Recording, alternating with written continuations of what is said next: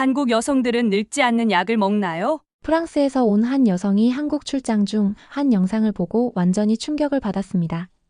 그 영상의 주인공은 바로 한국의 가천대학교 이기려 총장님인데요. 93세에도 여전히 젊고 생기 넘치는 외모가 먼저 눈길을 끌었지만 더 놀라운 건 그 모습 너머의 삶의 철학과 정신력이었습니다. 그리고 이 영상을 본 프랑스 여성은 결국 자신의 인생까지 바꿨다고 합니다. 과연 어떤 이야기였을까요? 끝까지 함께 보시고 여러분도 그 놀라운 비밀을 꼭 확인해 보세요.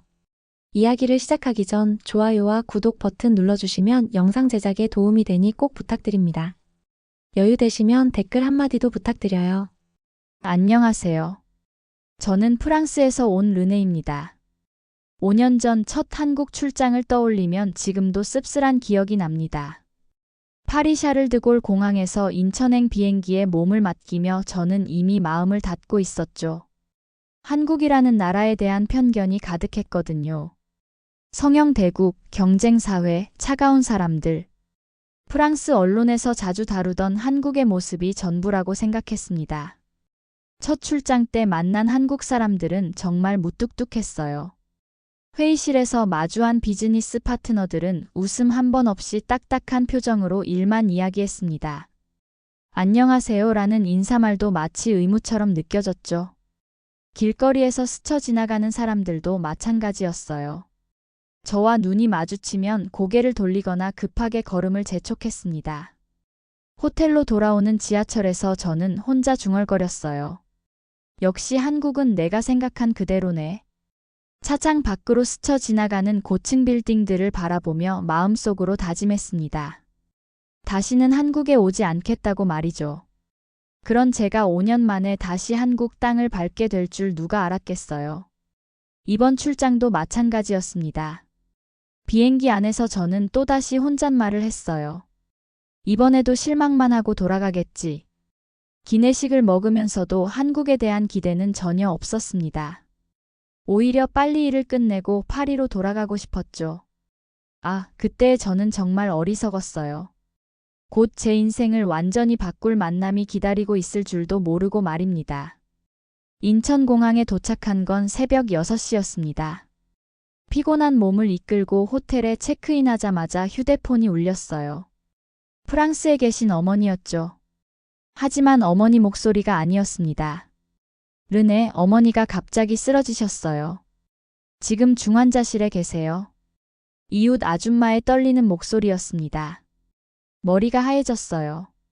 어머니는 제게 세상에서 가장 소중한 분이거든요. 아버지가 일찍 돌아가신 후 저를 혼자 키워주신 분이에요. 지금 어떤 상태세요? 물어보니 의사 선생님도 장담할 수 없는 상황이라고 했습니다. 당장 프랑스로 돌아가야 했어요. 황급히 항공사에 전화를 걸었습니다. 가장 빠른 파리행 항공편으로 바꿔주세요. 하지만 대답은 차가웠어요. 죄송합니다. 모든 항공편이 만석입니다. 3일 후에나 자리가 있네요. 3일이라니요. 어머니가 그때까지 기다려주실까요? 프랑스 대사관에도 전화해봤지만 도움이 될 만한 답변은 들을 수 없었습니다. 호텔방에 혼자 앉아서 울었어요. 어머니가 위독한데 저는 지구 반대편에서 아무것도 할 수 없다니요. 한국? 내겐 아무 의미도 없었던 나라였는데. 창밖으로 보이는 서울의 야경이 너무 차갑게 느껴졌습니다. 그때 TV에서 뉴스가 나왔어요. 한국 의료진, 세계 최고 수준의 수술 성공률 자랑 짧은 자막이 스쳐 지나갔지만 저는 그것도 보지 못했죠. 어머니 생각에 정신이 없었거든요. 밤이 깊어갈수록 절망감만 커졌습니다. 파리에 있는 친구에게 전화를 걸어 울부짖었어요. 한국은 내게 아무것도 해줄 수 없어. 그때 제게 한국은 정말 아무 의미 없는 나라였습니다. 그런데 바로 그 순간부터 제 인생이 완전히 달라지기 시작했어요. 밤새 잠을 이루지 못했습니다.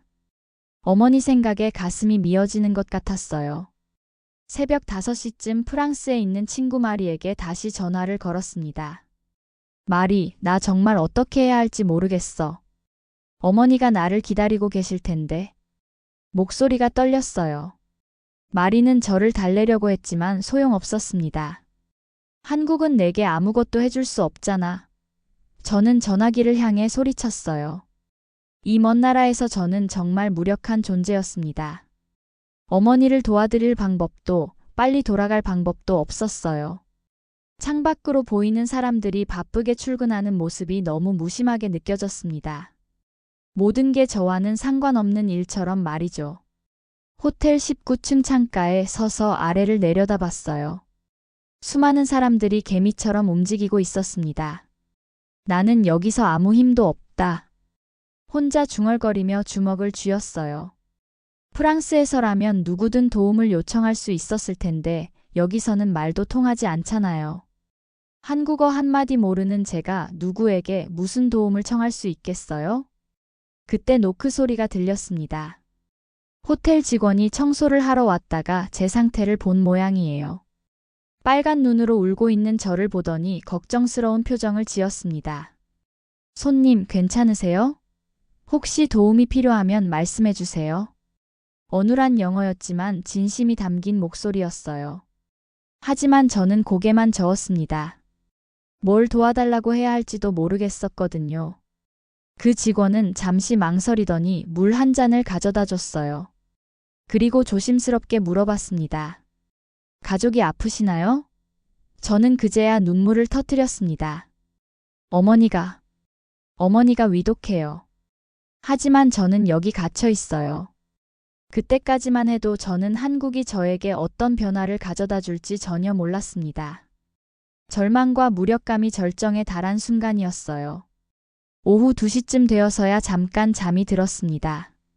어머니 걱정에 밤새 뒤척이다가 겨우 눈을 붙인 거였어요. 그런데 이상한 소리에 깨어났습니다. 호텔 TV에서 무언가 나오고 있었는데 아마 잠들기 전에 리모컨을 잘못 눌렀나 봅니다. 유튜브 영상이 재생되고 있었어요. 93세에도 현역으로 뛰는 한국의 전설 이길려 총장이라는 제목이 붉은색 글씨로 화면에 떠올랐습니다. 처음에는 당연히 끌 생각이었어요. 지금 영상 볼 기분이 아니었거든요. 하지만 손을 뻗어 리모컨을 찾던 중에 화면 속 할머니의 모습이 눈에 들어왔습니다. 너무 인상적이었어요. 93세라고 했는데도 허리가 곧게 펴져 있었습니다. 조금도 구부정하지 않았어요. 눈빛도 정말 생기가 넘쳤습니다. 맑고 초롱초롱한 눈이 마치 30대 젊은 여성 같은 에너지를 뿜어냈어요. 정말 93세 맞나? 저도 모르게 침대에서 몸을 일으키며 화면에 집중하게 됐습니다. 이길려 총장님이 카메라를 정면으로 바라보며 말씀하시는 장면이 나왔어요. 나이는 그저 숫자에 불과합니다. 정말 중요한 건 마음가짐이에요. 목소리가 정말 카랑카랑했습니다. 조금도 떨리지 않는 또렷한 발음이었어요. 93세 할머니의 목소리가 맞나 싶을 정도로 힘이 있고 자신감이 넘쳤습니다. 그 순간 저는 깜짝 놀라며 눈을 크게 떴어요. 프랑스에서 93세라고 하면 요양원에 계시거나 침대에서 하루 종일 지내시는 분들이 대부분이거든요. 저렇게 늙어갈 수 있다니. 저는 혼자 중얼거리며 고개를 저었어요. 믿기 어려웠거든요. 그 다음 장면에서 총장님이 병원 복도를 돌아다니시는 모습이 나왔습니다. 지팡이도 휠체어도 없이 당당하게 걸어다니세요. 발걸음도 빠르고 힘차 보였어요. 의료진들과 환자들이 총장님을 바라보는 눈빛이 정말 인상적이었습니다. 존경과 사랑이 가득한 표정들이었어요. 마치 할머니를 보는 손자, 손녀들 같았습니다. 프랑스엔 저런 노인분은 정말 없어. 저는 화면을 뚫어지게 바라보며 감탄했습니다. 그때 총장님이 환하게 웃으시는 장면이 클로즈업으로 나왔어요. 정말 천진난만한 어린아이 같은 웃음이었습니다. 주름은 많지만 그 웃음 속에는 93세의 나이가 믿어지지 않을 정도로 맑고 밝은 기운이 가득했어요. 마치 10살 소녀처럼 순수한 웃음이었습니다. 그 웃음을 보는 순간 제 가슴 깊은 곳에서 뭔가 울컥하는 감정이 올라왔어요. 어머니 걱정으로 절망에 빠져있던 제가 며칠 만에 처음으로 희망 같은 걸 느꼈습니다. 저 나이에도 저렇게 행복하게 살 수 있구나. 그 순간부터 제 마음속에 작은 변화가 일어나기 시작했어요. 인생이 조금씩 달라지는 시작점이었습니다. 영상이 끝나자마자 저는 급하게 노트북을 열어서 더 찾아보기 시작했습니다. 손가락이 떨릴 정도로 빠르게 검색했어요. 이길여 총장님에 대한 다큐멘터리가 몇 개 더 있더라고요. 30분짜리, 1시간짜리까지 다양했습니다. 첫 번째로 클릭한 건 총장님의 어린 시절을 다룬 영상이었어요. 흑백 사진들과 함께 나레이션이 시작됐습니다. 일제강점기인 1932년에 태어나서 여자라는 이유만으로 온갖 차별을 받으셨다고 합니다. 그런데도 절대 포기하지 않으셨어요. 공부를 하겠다고 하니까 오빠들이 펄펄 뛰며 반대했대요. 여자가 뭘 배우냐고 시집이나 잘 가라고요. 총장님이 직접 하시는 인터뷰 내용이었습니다. 90세가 넘은 나이에도 그때 일을 생생하게 기억하고 계셨어요. 목소리에 서운함보다는 오히려 당당함이 배어 있었습니다. 하지만 총장님은 밤에 몰래 촛불을 켜놓고 책을 읽으며 공부하셨대요. 가족들이 모두 잠든 새벽까지 혼자서 공부하는 모습을 상상하니 가슴이 뭉클했어요. 추운 겨울밤에도 이불을 뒤집어 쓰고 글자를 외우셨다고 합니다. 그렇게 해서 당시로서는 기적 같은 일인 서울대학교 의과대학에 합격하셨다고 해요. 더 놀라운 건 그 다음 이야기였어요. 의사가 된 후에 가난한 환자들을 위해 보증금 없는 진료를 시작하셨다는 거였습니다. 1960년대 한국 상황을 생각해보면 정말 파격적인 일이었죠. 돈이 없어서 치료받지 못하는 사람이 이 세상에 어디 있느냐고. 단호하게 말씀하시는 총장님의 모습에 저는 할 말을 잃었습니다. 카메라를 똑바로 바라보며 하시는 그 말씀이 너무 진실되게 들렸어요. 93세가 된 지금까지도 그 신념을 한 번도 버리지 않고 지키며 사셨다니요. 정말 대단한 분이었습니다. 내가 알던 한국과 전혀 달랐어요. 저는 노트북 화면을 응시하며 혼잣말했습니다. 손으로 얼굴을 감싸쥐고 생각에 잠겼어요. 차가운 사람들, 경쟁만 하는 차가운 사회, 돈만 밝히는 물질주의. 제가 지금까지 가졌던 한국에 대한 편견이 얼마나 잘못되고 셀로한 것이었는지 깨닫기 시작했습니다. 이길여 총장님 같은 분이 계신 나라가 어떻게 차가울 수 있겠어요? 첨단 기술만이 아니라 진짜 사람의 정이 살아 숨쉬는 나라였던 거죠. 영상 속에서 가장 인상 깊었던 장면이 나왔어요. 총장님이 병상에 누워 계신 90세 넘은 환자. 할머니의 주름진 손을 두 손으로 꼭 잡고 대화하시는 모습이었습니다. 93세이신 총장님이 더 연로한 환자를 정성스럽게 돌보고 계셨어요. 환자분 많이 아프시죠? 걱정하지 마세요. 우리가 끝까지 잘 돌봐드릴게요. 그 따뜻하고 부드러운 말씀을 들으니 제 눈에서 눈물이 줄줄 흘러내렸어요. 저 멀리 프랑스 병원에서 혼자 위독하게 누워 계실 제 어머니의 모습이 자꾸 떠올랐거든요. 바로 그때 깨달았습니다.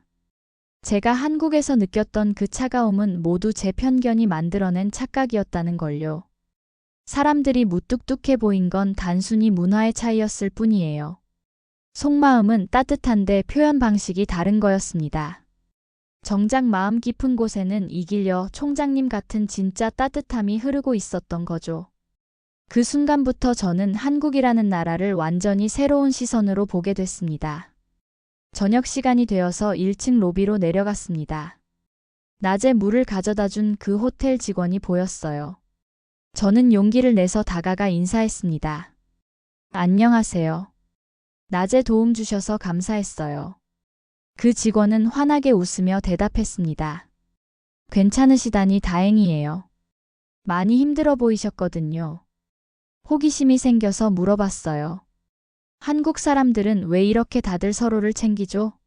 저는 외국인인데도 신경 써주시고. 그러자 그 직원이 미소를 지으며 말했습니다. 한국은 정의 나라니까요. 어려운 사람 보면 그냥 지나칠 수 없어요. 정이라는 단어가 제 마음에 깊이 박혔어요. 정이요? 저는 다시 물었습니다. 직원은 잠시 생각하더니 설명해 줬어요. 가족이 아니어도 서로 돌봐주는 마음이요. 특히 어르신들은 더 그래요. 이길여 총장님처럼 말이에요. 그 직원도 총장님을 알고 있더라고요. 총장님은 우리 모두의 할머니 같은 분이에요. 그날 밤 침대에 누워서 생각했습니다. 어머니를 직접 도와드리진 못했지만 이길려 총장님의 정신만큼은 꼭 제 삶에 새기고 싶었어요. 93세까지 사람들을 위해 살아가시는 그 마음가짐 말이에요. 나도 저렇게 늙고 싶다. 처음으로 늙음이 두렵지 않게 느껴졌습니다. 핸드폰으로 프랑스에 전화를 걸었어요. 다행히 어머니 상태가 조금 나아지셨다는 소식을 들었습니다. 여전히 위험하지만 의식을 되찾으셨다고 했어요. 어머니, 제가 한국에서 정말 대단한 분을 만났어요. 저는 어머니께 이길려 총장님 이야기를 들려드렸습니다. 어머니도 신기해하시더라고요. 르네야, 그분을 본받아서 너도 나이 들어서 그렇게 살아라. 어머니의 말씀이었어요. 그때 제 마음속에 뭔가 확실한 다짐이 생겼습니다. 이길려 총장님처럼 나이가 들어도 사람들에게 도움이 되는 삶을 살겠다고요.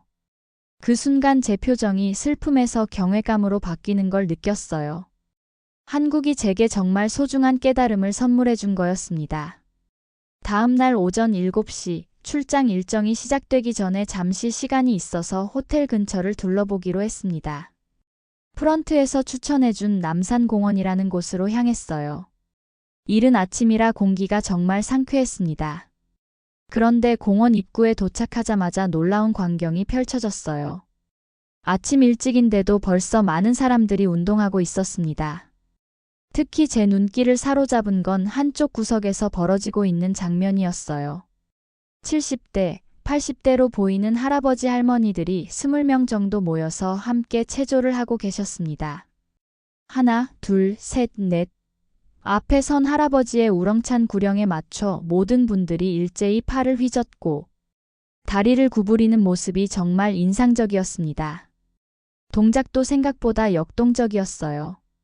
팔을 크게 돌리고 무릎을 높이 들어 올리고 허리를 좌우로 비트는 동작까지. 그 중에서도 가장 놀라웠던 건 한 할머니였어요. 흰 머리에 80세는 좋게 넘어 보이는 분이었는데 갑자기 벽에 손을 대고 물구나무 서기를 하시더라고요. 몇 초 동안이나 버티셨습니다. 저는 입을 다물지 못하고 그 모습을 지켜봤어요. 근처 벤치에 앉아서 한참 바라봤습니다. 프랑스 같으면 절대 상상할 수 없는 일이었거든요. 30분 정도 운동이 끝나자 할아버지 할머니들이 둥글게 모여서 웃으며 이야기를 나누기 시작하셨어요. 땀을 닦아주시는 모습, 70대 할아버지가 80대 할머니의 등을 다정하게 토닥여주시는 모습, 할머니들끼리 서로 오늘 컨디션 어때? 무릎은 괜찮아? 하며 안부를 묻는 모습. 모든 게 너무 따뜻해 보였습니다. 마치 한 가족처럼 자연스럽고 정겨웠어요. 한국의 노인들은 정말 살아있구나. 저는 속으로 감탄했어요. 나이가 들어도 이렇게 활력 넘치게 살 수 있다니 말이에요. 바로 그때 어제 본 이길려 총장님의 말씀이 머릿속에 떠올랐습니다. 나이를 먹어도 열정을 잊지 말라. 웃음은 인생의 가장 큰 원동력이다. 바로 저 할아버지 할머니들의 모습이 그 말씀을 보여주고 있었어요. 90세에 가까운 나이에도 이렇게 열정적으로 살아가고 계셨거든요. 서로를 아끼고 챙기며 함께 웃고 계셨고요. 정말 아름다운 모습이었습니다. 잠시 후 한 할머니가 저를 발견하고 천천히 다가오셨어요. 호기심 가득한 표정으로 저를 바라보시더니 어눌하지만 정성스러운 영어로 말을 걸어오셨습니다. 어머, 외국 사람이구나. 어느 나라에서 왔니? 정말 자연스럽고 친근한 목소리였어요. 프랑스에서 왔습니다. 라고 대답하자 할머니 얼굴이 환하게 밝아졌어요. 아이고, 그렇게 먼 곳에서 왔구나. 우리나라는 어때? 좋아? 마치 손자를 대하듯 다정하게 물어보셨습니다. 정말 자연스럽게 대화가 이어졌어요. 한국 정말 좋습니다. 특히 이길려 총장님 같은 훌륭한 분이 계셔서 더욱 좋고요. 제가 그렇게 말하자 할머니 얼굴이 한층 더 밝아졌어요. 눈이 반짝반짝 빛나면서 자랑스러워 하시더라고요. 아이고, 총장님을 아는구나. 우리나라 자랑이지, 정말로. 93세에도 그렇게 열심히 사시는 분이 어디 있어? 할머니의 목소리에는 진심 어린 존경심이 가득했습니다. 그 순간 저는 마음 깊이 확신했어요. 나도 이제 늙음이 두렵지 않아졌다. 이길려 총장님과 이 할머니들을 보니 나이 드는 게 전혀 무섭지 않았어요. 오히려 그런 나이로 살아가는 것이 기대가 됐습니다. 마지막 날이 왔습니다. 공항으로 가는 버스 안에서 지난 며칠을 되돌아봤어요. 절망감으로 시작된 한국 여행이 희망으로 끝나게 될 줄은 몰랐습니다. 어머니는 많이 회복되셨고 일주일 후면 퇴원하신다는 소식도 들었어요. 무엇보다 저 자신이 완전히 달라져 있었습니다. 인천공항 대기실에 앉아서 마지막 영상을 봤어요. 이길려 총장님이 젊은 의사들에게 하시는 말씀이었습니다. 의사는 병을 고치는 사람이 아니라 사람을 살리는 사람입니다. 나이가 들어도 그 마음가짐을 잊으면 안 돼요. 가슴이 뜨거워졌어요. 비행기에 올라탄 후 창문을 통해 서울을 내려다봤습니다. 일주일 전 똑같은 자리에서 봤던 서울과는 완전히 달라 보였어요. 차가운 도시가 아니라 따뜻한 정이 흐르는 도시로 보였습니다. 이길려 총장님을 보고 내 인생의 방향이 바뀌었어요. 창밖을 바라보며 혼잣말했습니다. 한국의 정, 그리고 열정. 나도 이제 그것으로 살 겁니다. 더 이상 나이 드는 게 두렵지 않았어요. 93세까지 현역으로 뛰시는 총장님처럼 언젠가 저도 사람들에게 도움이 되는 나이 든 사람이 되고 싶었습니다. 프랑스에 돌아가서도 이 마음가짐을 잊지 않겠다고 다짐했어요. 파리 집에 도착한 후 첫 번째로 한 일은 인터넷에서 생맥산 만드는 법을 찾아보는 것이었습니다. 한국에서 마셔본 그 따뜻한 차가 그리웠거든요. 서툴지만 직접 만들어서 마시니 한국에서의 기억이 생생하게 떠올랐어요. 저도 다시 한국에 올 거예요. 어머니가 퇴원하신 후 병원에 문안 갔을 때였습니다. 어머니, 저 이제 한국을 오해하지 않을 거예요. 어머니는 제 달라진 모습을 보시고 흐뭇해하셨어요. 창밖을 바라보며 저는 웃었습니다. 그리고 서툰 발음으로 한국어를 따라해 봤어요. 감사합니다. 이길려 총장님께 그리고 한국이라는 나라에게 진심으로 감사하다는 마음을 담아서 말이에요. 오늘의 이야기가 이렇게 끝이 났습니다. 아마 이길여 총장님은 워낙에 유명해서 다 아실 거예요. 오늘 이야기 재미있으셨다면 댓글 한 말씀 부탁드리겠습니다. 그럼 안녕히 계세요.